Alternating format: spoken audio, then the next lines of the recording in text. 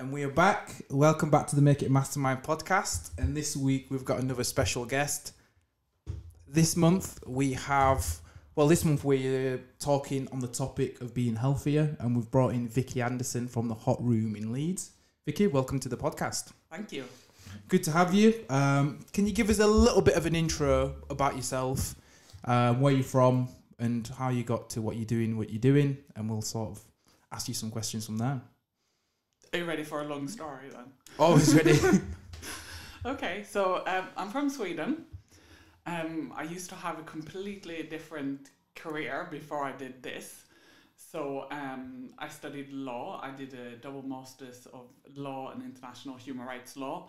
And I started working for the UN, traveling around to different countries and working on quite high profile development aid projects. Mm-hmm. But I was always doing yoga, so I started practicing yoga when I was in my mid-20s, so this is now, it's almost 25 years ago, so you can guess my age there. So when I always had yoga with me. I always practiced a little bit, even when I was doing other fitness. I tried to do at least a class a week, and I tried all different styles. And then in about 2010, I got sick. I got cancer, breast cancer, and I was having a hard time. Also, my son was diagnosed with autism around the same time. I was really struggling to get a school for him that would work. He was kicked out. He was excluded from his school. We tried to find another one. At the same time, I was going through chemotherapy treatment. Things were hard. But I'd started practicing Bikram yoga, the original hot yoga, just about a year before that. And it was during this really tough period that I really made my mind up that this is what I wanted to do, because I felt at that time when I was so low and everything was so hard, this was really the thing that kept me going, that kept me strong. I remember the very moment I was in the hot room, the yoga room. I had sweat dripping into my eyes because I was doing chemo, and I realized, well, that's why you have eyelashes. It's not just to make you pretty. But I'd lost my eyelashes, I lost my eyebrows, the sweat was going straight into my eyes. But still, I felt like this is so good, what I'm doing here. I'm doing such a good thing for myself. This is important. This is something that I need to keep doing, and I need to keep giving this to other people. So that's when I decided I want to train as a Bikram yoga teacher, hot yoga teacher. And around the same time, I decided I want to have my own studio as well. Wow. So there's a lot to get into from there. So just to wind it back, I guess, a little bit from the start, what was the reason why you started yoga? Was there for any particular benefits, for fun? I think in the beginning I was just a bit curious, because I always liked health and fitness, and I liked, at that time I tried spinning, I tried aerobics and body pump and all the other styles that were popular around that time. So we're talking like early 90s here. But I was a bit curious about yoga because it always sounded like it had this other dimension. There was something a little bit more behind it, more of a philosophy. There was something that went a little bit deeper. So I was always really curious and interested. And as I said, I tried lots of different styles then. Back then, there weren't really any yoga studios. So early 90s, there was no such thing as a yoga studio. In the town where I lived, there was like somebody who rented a room once a week, and he would come from Copenhagen, and he was wearing orange robes, and he had like a Hindu or Sanskrit name, and he taught yoga there. And I called up the center that he came from, because I wanted to train as a yoga teacher. They said, okay, that's fine. It takes 5 years. Wow. So I don't have 5 years. I'd like to do it, but I don't have 5 years. So I didn't train back then. Mm-hmm. Wow. And did it still take 5 years? No. You wanted to oh redo my it God, and open a no. Things have changed so much God. now. Now there are so many teacher trainings, and a lot of them are much shorter. I mean, in a way, it's good because it's more open to more people to be able to train as yoga teachers. So we have more teachers and more yoga in general. And I think all yoga is good yoga. There's a little bit of quality that does get lost when you do a quicker training. Yeah. So to get into a little bit of some of the benefits then, I guess we can talk about both yoga and hot yoga. What are some of the benefits of yoga? So I would say like all yoga is really good for just mental power and resilience. Just having that time off, it brings you into meditation mode. So originally that's why yoga postures were invented. It's to do these rigorous postures with your body so that eventually your mind would become more still when you just focused on your body, so that eventually you could sit in meditation. So that's originally the goal of yoga, is to be able to sit in meditation. Now hot yoga is different. It gives you the same benefits, but the physical aspects, you just kind of get the physical benefits much quicker in the heat. The added heat just allows you to stretch much deeper, and you see results much quicker than you do when you do it without the added heat.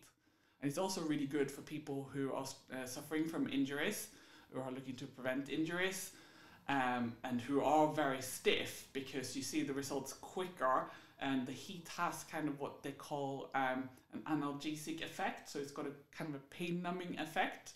So when you stretch, it's a little bit less painful, and you can work on a much deeper level, working through tissues, ligaments and connective tissue much deeper, much quicker, without feeling the pain when you're in there. You have to be a bit careful, so not overstretch. So people who are a bit pushy can sometimes overstretch because of that effect. But yeah, it does give you much quicker results.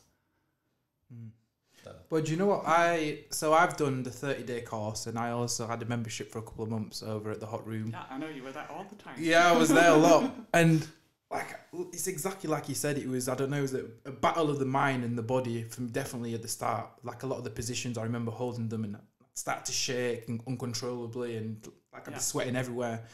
But then after, when I'd leave, I'd like feel amazing. You know, I'd feel completely different with how I felt when I walked in through the door.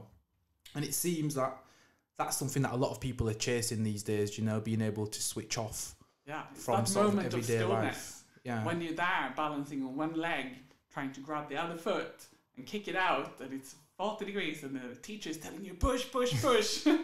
You don't have time to think about your grocery list. You don't have time to think about your job or your kids or your other worries in your life. You can't. That moment your mind becomes still because you have no other choice. So then when you're there doing that for an hour or for 90 minutes especially, you come out and your mind has been still for 90 minutes. When do we get that? We never have that. We're always so connected. We're always so busy. We're always doing something. So we just don't give ourselves that time. And that's something that me and James has found as well through doing the podcast through the last year, in terms of having to add sort of mindfulness to everyday life. And it's, I don't know, it feels like it's something that a lot of people are talking a lot more about, definitely over the sort of last 5 to 6 years. And I don't know, it's been commercialized a lot more. And like you said, there's a lot more yoga teachers out there. There's a lot more studios that people can go to. To me, it kind of feels like we're living in an age now where people need to implement like practices like this in their life to be able to function properly, really. Absolutely. A lot of people need it. Everyone needs it, really. I think it's hard.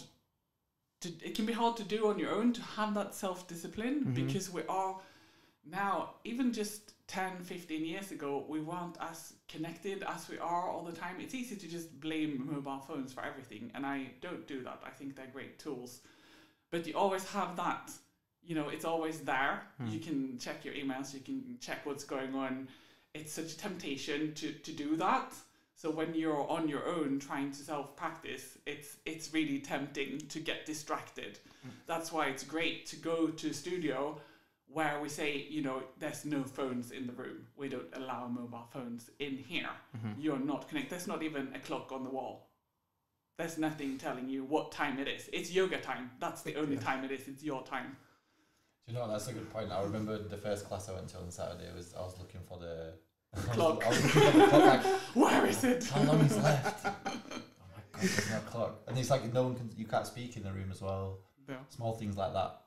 But I remember I was thinking when I left, I was driving home, and it's the same thing. I literally had no. If my brain wanted to think about a single other thing, I would have been screwed. I was thinking I just need to hold this pose for as long as I can and not cry. And not cry. So it was very, very interesting. I really enjoyed it, and I think there's obviously there's two sides, but then obviously it merges that connection of physical and mental strength. Yeah, it is a physical. I mean, a lot of people come for the physical benefits. A lot of people come for that, but then they end up staying for the mental ones. You know, some people, anyways. I mean, the physical aspects are immense. They are really beneficial, and we have so many people who are helped from this practice. Various physical issues and problems, especially back trouble. I mean, so many people suffer from that as well. When you have a desk job, you're always bent over, you're always a little bit hunched forward. We do a lot of forward bending. Our spine is built to be bending both ways, back bends and forward bends, but we don't do it. That's why people get back trouble, because they sit and they bend over. And in this practice, we bend both ways, which will really help with any kind of spine trouble that you have. The discs that you have in between the vertebrae of the spine, they don't have a lot of blood flow in themselves. But when you bend backwards and forwards, they kind of compress and then release, and they act a bit like sponges. So they will soak up nutrients from the surrounding tissue. Now, the discs, they're one of the first things to go. You get herniated discs and compressed discs, and it's really, really hard to fix that naturally without surgery or without doing something like injections. But back bending is actually one of the only ways that you can heal your spine naturally. Wow. Yeah, and everything's connected to the spine, you know, your legs, arms. So, yeah, it's... nervous system. Well, do you know, that's one of the things that I found. So I've played quite professional basketball. I've always been super active and always exercising. And I've had quite a lot of injuries in my ankle. And from doing the yoga, walking around in everyday life, I didn't realise that anything was wrong. But when I came to the yoga and I started standing for some of the poses, I could feel where the weaknesses were in my body. And I don't know, it's weird. You kind of make like a mind-body connection of where you can feel the tightness. Ankles, knees, we do a lot for that as well. You do a lot of exercises where you're sitting on your knees, and we do things on our toes, and stretching the knees. Same thing there. Lots of ligaments, not a whole lot of blood flow. So stretching in the heat will really, really help. So we've got a lot of professional athletes that come to the studio. Right now we seem to have a lot of fighters, a lot of boxers. I was telling you, we're almost calling one Tuesday night is fighter night. We always have the whole back rows full of boxers. This is a really good thing to do for them as well, to prevent injuries, and it's really great for balance and all that kind of tightness that you get from that high impact training. And one of the things that I liked as well was, when I came to the hot room in Leeds, was you see people from all different walks of life. You know, there's not like one set type of person that's doing yoga. Like, you wouldn't even imagine some of the people that you see in there.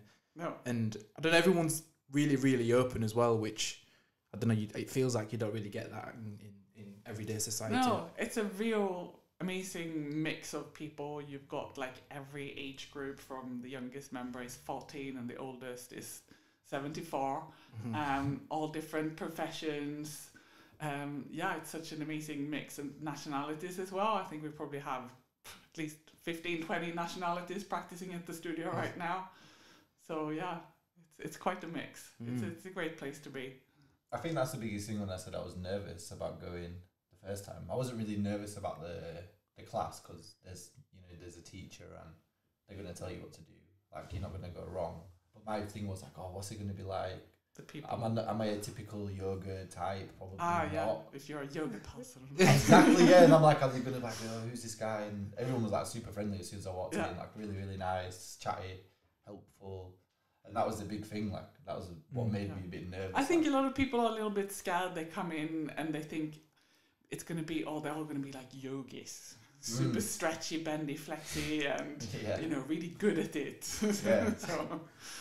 Yeah. That's what I was thinking. It's not like that at all. I'm like this wooden board, and everyone else is just like super flexible. I mean, all of our classes are suitable for beginners. So we usually have, especially this time of year, like at least 4 or 5 people who've never been there before. Every class. So you're never alone. If you've not done yoga before, you're never alone. There's going to be a few people just like you. Do you find that you get a lot of people that work in offices come to do Yeah, yoga so or not? it's always a little bit different depending on where your location is for this kind of studio. I mean, there are a lot of studios of the same style. We're all independent business owner, but that are similar. And if you're located in a suburb, you get more like kind of MIMPs and that. But because we are right in the city centre, our location is good for people who work in the city. And Leeds is a bit of a city like that where people commute a lot. It's generally younger people who live in the city, but a little bit older, they commute. But then it's suitable for them to come like before and after work. So yes, we get a lot of people working in the city. A lot of people from the university as well, and lots of people from the hospitals. So there's several big hospitals in Leeds, St James's and Leeds General Infirmary, Nuffield. There's a bunch of them. So a lot of doctors, a lot of nurses, ambulance staff, all of them. Do you think that yoga is something that's going to come like to fruition a lot more in like general public will start to try and take it on as I think it is already happening for sure.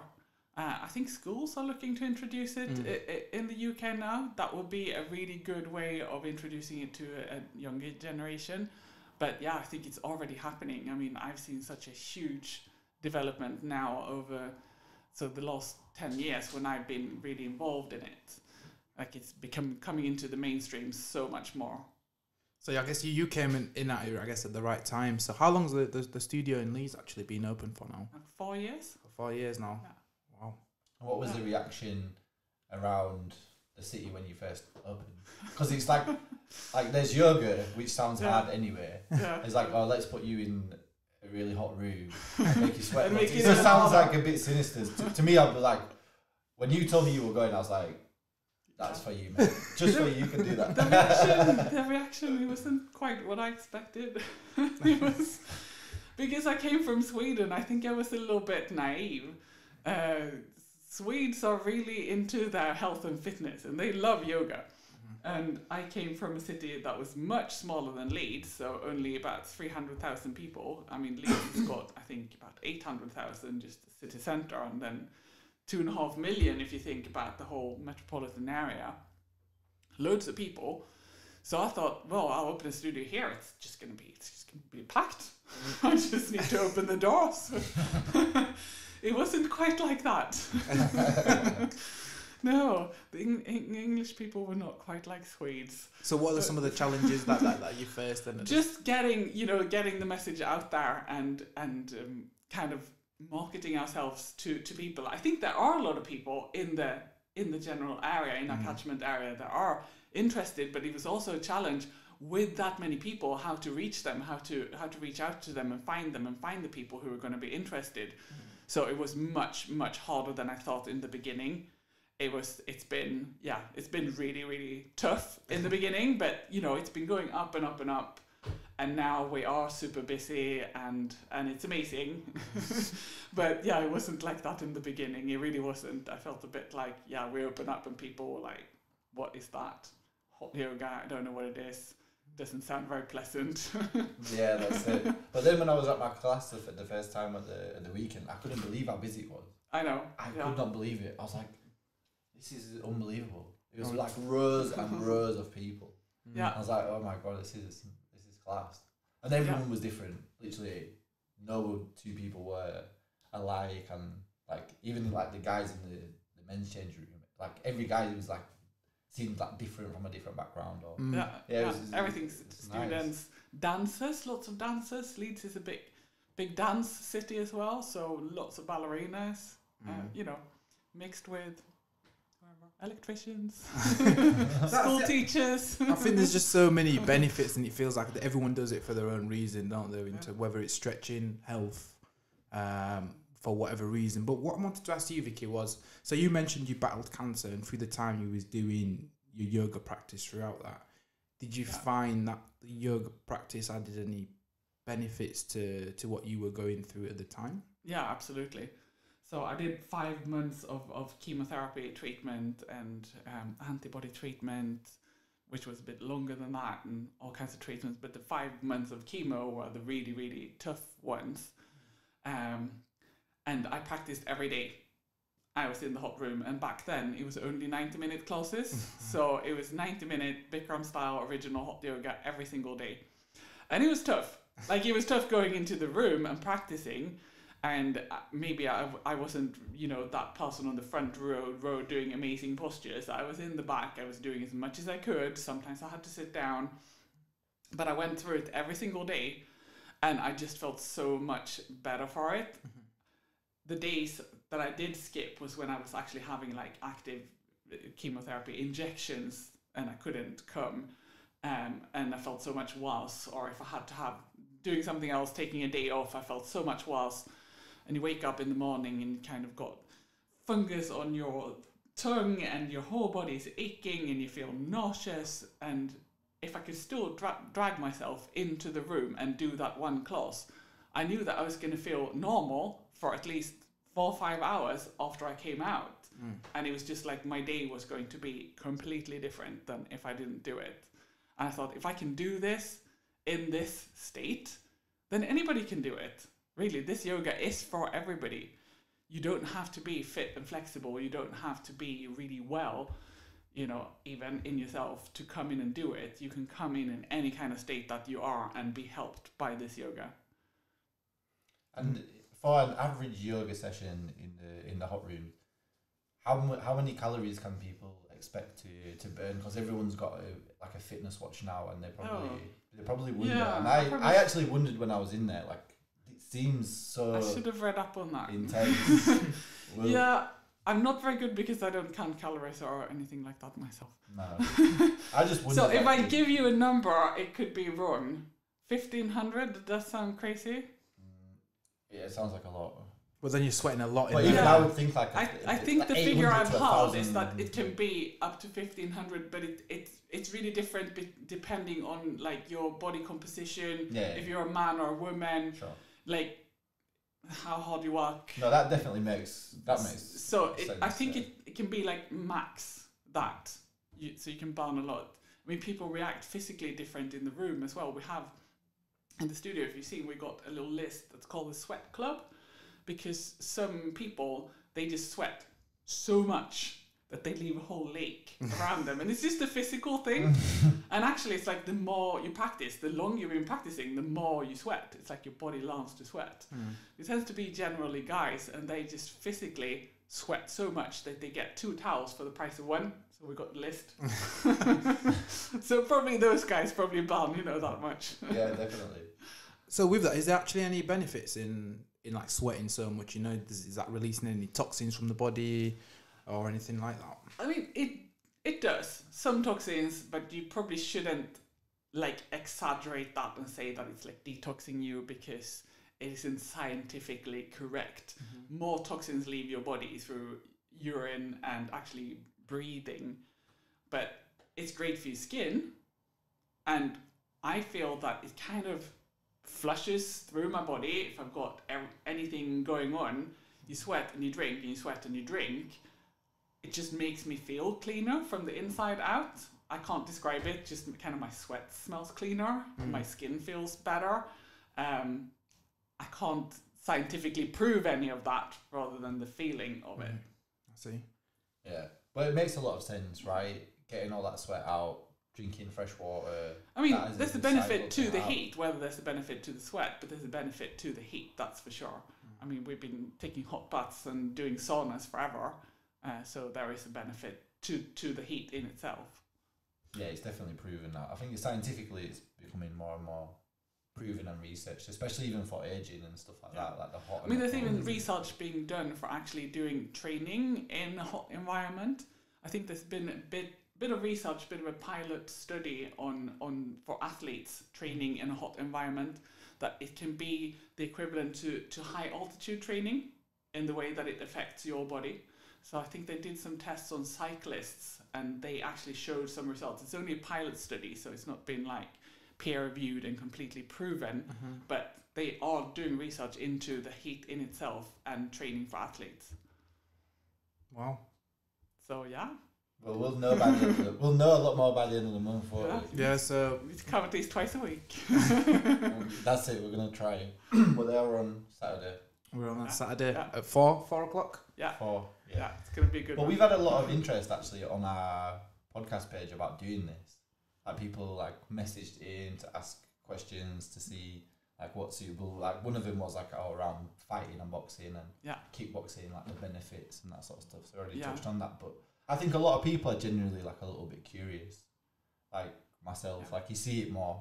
It's more prominent. It's talked about in mainstream media, even podcasts like Joe Rogan. Everyone mentions Joe Rogan. If you say podcast, he does hot yoga all the time. Yeah, no, he talks about it all the time. He does the original yoga, the Bikram style yoga. He was talking to Liam Harrison, who also comes to the studio. The two of them had a chat about their hot yoga practice. So yeah, it definitely is good. So if you want to get properly stuck in, just come and try it. We got a 30-day challenge coming up. I was telling you guys before. Starts on the 1st of February. See if you can do this kind of yoga every day. 30 days. 30 days. 30 so days. Every day for 30 days. If you have to have a break, one day you can't come, you have to double up. You have to do doubles on a different day. I mean, last year we even had people doing triples. Do you know what? Kind of tempted. He's going to do that one. He's going to take that for the team. Yeah, it's going to be fun. So so you mentioned before you guys were only doing the 90-minute sessions. Have you incorporated a new type of yoga in so when I first opened the studio, we only had the 90-minute length of sessions. That was in general what studios were told that we had to do back then when it was Bikram yoga, and Bikram Chowdhury was kind of telling us what to do. But we incorporated different styles now. So we started with some vinyasa flow classes, also in a warm room. Yin classes, yin stretch is a really great complement to the original hot yoga because it's a slower type of stretch where you sit down and you lie down and you hold the poses for a really long time, up to 3-4 minutes. So this is really good for stretching connective tissue. You were mentioning that you have tight hamstrings. Yeah. This is a really good thing to just get a little bit more flexibility, and it's super chilled. So we have some yin classes. We also have Inferno Hot Pilates, which is becoming really, really popular. So that's a different style of exercise. It's Pilates based, so it's more like a gym workout, and it's done with music, blinking lights. It's more like going to a rave. And those classes are becoming really popular too. And that's also a good complement to do when you're doing a lot of yoga. This is a little bit more strength training, but very low impact, really gentle on the body at the same time. And with the original hot yoga, so there's basically a set of exercises that you do. Is it 20? How many? 26. 26 stretches altogether. Yeah. Where do those stretches come from? Are they old? Have they been around forever, or can you tell us a little bit more about those? Oh, I could talk for a long time. I could talk for a long time about that. So Bikram, so it used to be called Bikram Yoga, and Bikram Chowdhury, who made this style of yoga popular, he always said that he invented it. He invented this sequence. And what's true is he brought it to the US in the 1970s, so it's a really long time ago. He came to LA, and he got a bunch of high-profile clients, a lot of Hollywood actors and actresses, producers, musicians, started practicing with him, and it became really popular. It started to spread, so that's why we call it the original hot yoga, because he's the first one who actually did yoga in a heated room. And then other styles started to kind of copy and change the sequence a little bit and do something a little bit different. But the Bikram sequence was always the same. It was the same 26 postures, 2 breathing exercises in a hot room. It stayed the same since the 70s. And this was made popular and spread throughout the world. At the highest point, there were probably about 600 studios around the world, all doing just 90-minute classes, same postures, same breathing exercises, always the same class, all over the world. It was amazing. I mean, if you want to go back before that, probably Bikram didn't invent this. So he started practicing with his guru back in the 1950s, and his guru was probably the guy who taught him yoga. So the postures that we do on the floor series, the second part of the sequence, they're old. So they're really old postures that have been done maybe for a few thousand years, so all the seated postures. But the standing postures that we do in the beginning, the whole standing series, they're not that old.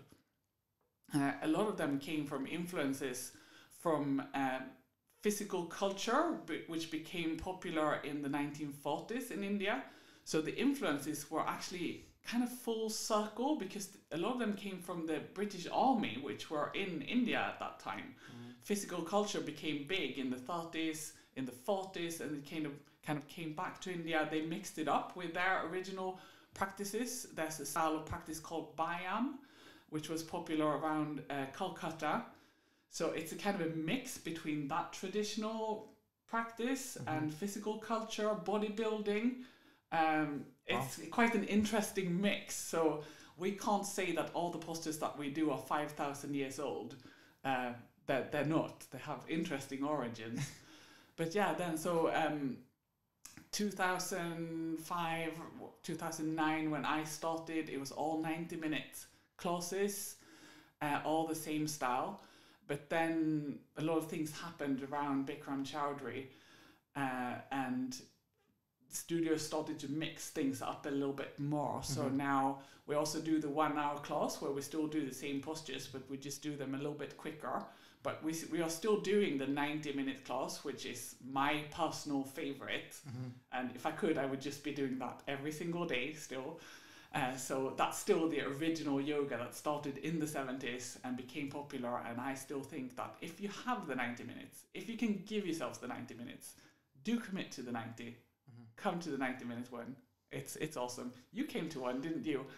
You were so sure it was 60 minutes. You said, it was by accident. No. It's when you were looking for the clock. It didn't feel like it. Yeah, I was looking for the clock. It was 90 minutes. Yeah. But yeah, it just gives your mind that much more time, because after an hour, your mind has become still and you're actually just meditating. It's just moving meditation. The last half an hour, it's just moving meditation. Your mind is still, and it's fantastic. And you've mentioned their breathing exercises as well, 2 breathing exercises. So what are the benefits of doing those, if any? So the breathing exercise that we do in the beginning, it's great for your rib cage, expanding your rib cage, stretching even the intercostal muscles between the ribs. That specific exercise is actually one of the Bayam exercises that I mentioned, the traditional Indian ones that used to be practiced in the villages around Calcutta. So it's good for your breathing system, expanding your lungs, expanding your lung capacity. You do a posture where you're kind of lifting up like this. Yeah, so it really expands your rib cage, so it can actually increase the elasticity of your lungs and your lung capacity. It can actually increase your lung capacity as well. Wow. Does yoga ever get, not prescribed, it's the wrong word, but does it ever get recommended by doctors or GPs for people to try if they do have issues with They are starting to recommend it a lot more now. I mean, physiotherapists and osteopaths are already recommending it quite a lot. And I think doctors are catching on that they need to do more health care rather than sick care. So, it's some of the things that you can do to heal yourself. That's one of the things that I really felt when I was sick, that I wasn't in control of my own health. I had appointment after appointment after appointment. My health was in control of other people, of healthcare system, doctors, and I didn't want anyone else to be in control of how I feel. I wanted to be in control, but to be in control, you've got to take action fast. You've got to prevent those things from happening. I'm not saying you can prevent cancer from happening. You can't. But there's a lot of things that you can prevent when you actually start to take charge of your own health and your own well-being. Yeah. That was a very good point. So it comes back to the meditation stuff, because when we mention it on the podcast, when it gets brought up, some people say, well, I can't do that. I can't sit for 10 minutes and be quiet or do it. I can't do it. And the thing with yoga is like, it just, like you said, it just forces you. You don't have a choice. To meditate. No choice. I think for people that struggle to really switch off and they have like a very busy mind, I think I would definitely already it's say really great. It's the best path to go down, like running and stuff like that. Something that completely switches you off. To be honest, I'm not very good at sitting in meditation.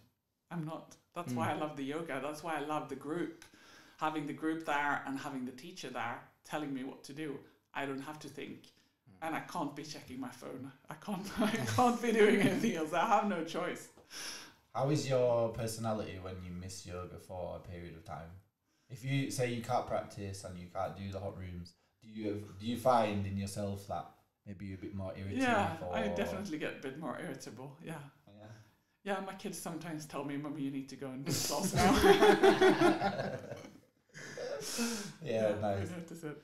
Yeah, I wondered like if it's like now it's built into part of your life, it's part of your routine. If it's something that keeps you on a nice level. I think I feel it more as I get older. I feel it more physically as well. So when you get older, you don't have as much leeway to be cheating. Like when you get older, you have to stay disciplined. You have to keep it going. You stiffen up so much quicker. I can tell now, and 5 years ago, that my body stiffens up so much quicker when I don't do it for a while. So yeah, I really feel myself missing it when I can't do it. And we sit down more than ever, don't we? Yeah. We sit down more than we've ever sat down, I think, in our like the history of being like a species. So to my point is like stretching must be now more important than ever. It is. Everyone needs to do it. Should they do it every morning? Should people, if they don't have time? Yeah. Because we've started to do it basically. Yeah, we're doing a 30-day challenge. 30-day challenge to stretch every morning. And I did it the first morning I woke up, 2nd of January, and I said to myself, I really don't fucking want to do this. Even 10 minutes, I was like... You have to do it. 10 minutes is easy, right? I did it, it's so just easy. 10 minutes. And I set a timer, just do it. A little bit. Well, I just put on like a little YouTube video and the little lady on the screen just tell me what to do. Yeah, got good. through it. So, but it was good. I mean, that's great. I would recommend that to everybody. Like, if you can't come to the studio, if you can't come and do a class with a group, do it at home, for sure. And we are starting to add some classes to our YouTube channel so that we will also offer a little bit of like free small sequences that people can do at home. So I absolutely recommend people to do it at home. Before I had the studio myself, I used to create my own little studio at home, and I wanted a hot studio. So I had the fire going. That got really hot. I had a builder fan and blowing hot air and a little humidifier, and then I could get it up to about 35 degrees in my lounge in my living room. And I did the Bikram sequence. I did the original hot yoga sequence by myself there in the living room. Wow. Sweating it out. You can do that. I'm kind of tempted to try that. Yeah. Bathroom, switch on the showers really hot, get it a bit steamy in there, or in the kitchen, open the oven and switch it on. You get going, that's it. You can try all kinds of tricks to get it a bit hot. So what are some of the things that people can add to their yoga practice, I guess, to fully get the full benefits out of it? You know, is it with a diet, implementing it on a routine? Is there anything that you'd recommend to add to a yoga practice for a healthier lifestyle? So it's good to have a rounded yoga practice to do different styles of classes. That's what I say, and then I do only 90 minutes myself because I love it. But it's good to do other styles too. Like I said, the yin yoga is really good as a complement, and doing Inferno Hot Pilates is great for strength. And I'm doing that every week now, actually, because my daughter loves it. She's 14 and she loves the music and the lights and everything. So I do that every week too, and I didn't even want to do it. But I really feel that that's giving me benefits beyond just the normal 90-minute sequence that I like. So it's good to mix it up and have a more well-rounded practice. As for doing other things with your diet, yeah, of course, eating healthy is great, and eating more whole foods and cooking things from scratch is great if you have the time. A lot of us are pushed for time. I just say like taking the healthiest option you can find. But the thing is, when you do a lot of yoga, you your cravings start to really change. That's something I noticed early on, that I started to really crave healthier food. I wanted to eat healthier things. When I came out of the studio, I sweated it out for 90 minutes and came out feeling really, really clean from the inside out. I didn't want to stuff my face with burger. I wanted to eat something that felt clean and healthy. And I think a lot of people notice that they lose weight without even trying to lose weight because they just want to eat healthier. So yeah, just start doing hot yoga. Everything else will fall into place by itself. Nice. Cool. Well, we've pretty much come to the end of our podcast, Vicky. If people want to find the hot room in Leeds, where can they go to do that? They want to try the 30-day challenge or even maybe the February challenge. Where can they go February, for that 30-day challenge, starting 1st of February. So we're right in the Leeds city centre, in the core shopping centre. If you know the statue of the Barrow Man. Yep, we're right across the road from that. It's easy to find us. Find us on social media as well. So we always have things going on there. You can look on Facebook, Instagram, our YouTube channel, our website. And that's just at the Hot Room Leeds, is it? It just says the Hot Room Leeds. But yeah, we're in the core shopping centre, right in the city centre, close to Trinity too. No, well, you'll be catching us in there. So thanks again for coming on today. All right, thank you so much. Cheers.